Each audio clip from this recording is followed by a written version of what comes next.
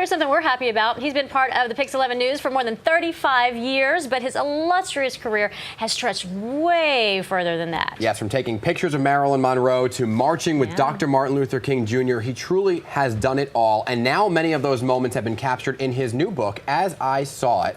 Please welcome PIX11's very own Marvin Scott. And Marvin, you paved the way for so many journalists. Thank you. I'm following in your footsteps. Good morning to you.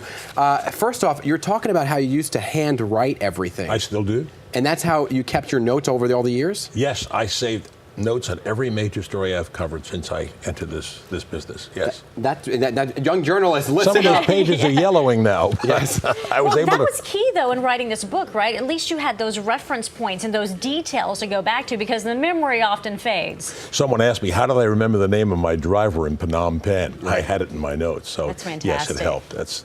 What exactly made you want to say, you know what, at this point in my career, I want to sit down, I want to write a book about everything I've covered?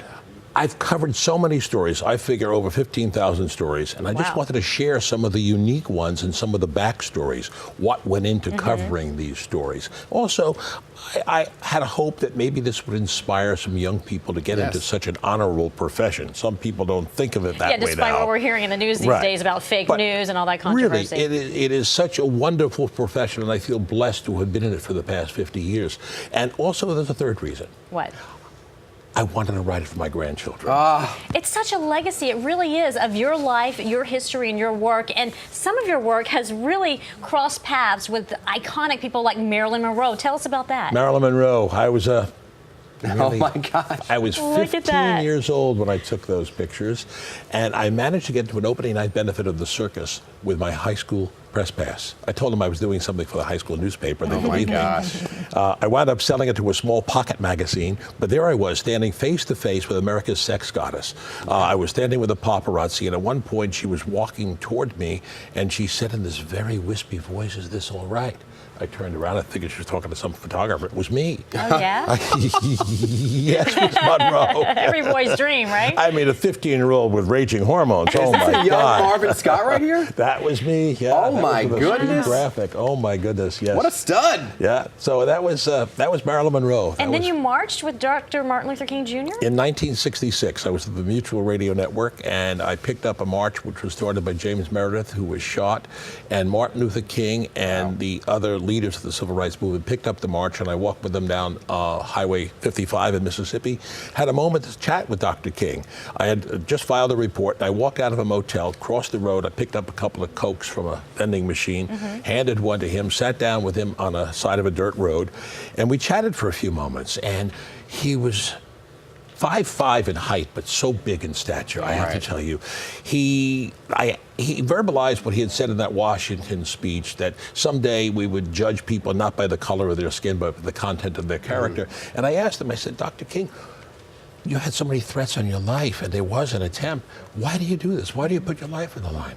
He looked me in the eye, pregnant pause, and said, for the children, for the children. Never forgot that moment. That gave me chills, Never forgot that. And Marvin, you spent some of your happier moments as a journalist overseas, spending time with the troops at Christmas. You brought along a familiar face along with you, but what was it like to be there in Iraq? I have to tell you, I consider that probably the proudest achievement of my 50 years in this business. We did here at WPIX. We went over on 5 trips to Iraq and Afghanistan to celebrate Christmas with our troops. And Jill was with me on 2 of the trips.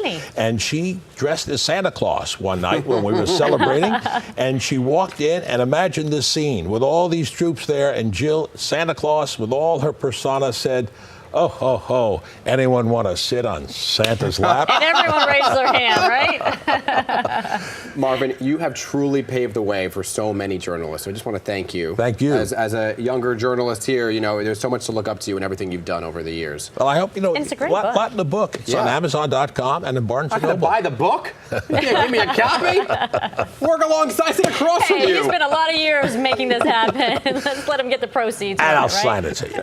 All right. Thank you so much, Marvin. Thank you. And, you know, that book, again, As I Saw It, A Reporter's Intrepid Journey, is on sale now. And for more information, go to PIX11.com or download the PIX11 app. We'll be right back with a look at your final forecast and today's top stories.